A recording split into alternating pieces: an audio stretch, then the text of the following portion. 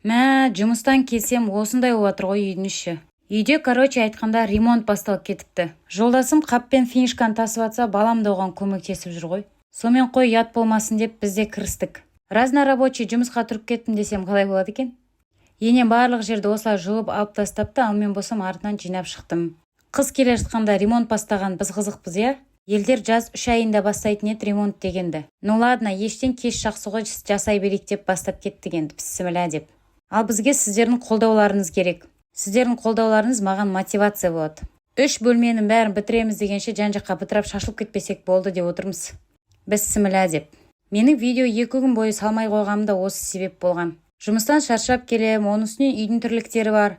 Тым уақытым да, желаниям да болмай жүр кейін кезі. Мені қолдап отырсаңыздар, кішкене болса да желаниям ашылатын еді. Ал мына жерде 2 қайыным жұмыстарына кірісті. Енді анда-санда өйстіп ұрып қоятыным бар.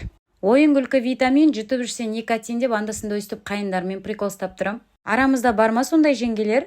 Ал айтпақшы, мен парақшамның атын өзгерттім деп жүр. Соны қандай қылып өзгертсем екен? Комментарияға жаза кетіңіздер. Өзіме ұнаған бір әдемі атты таңдап аламын.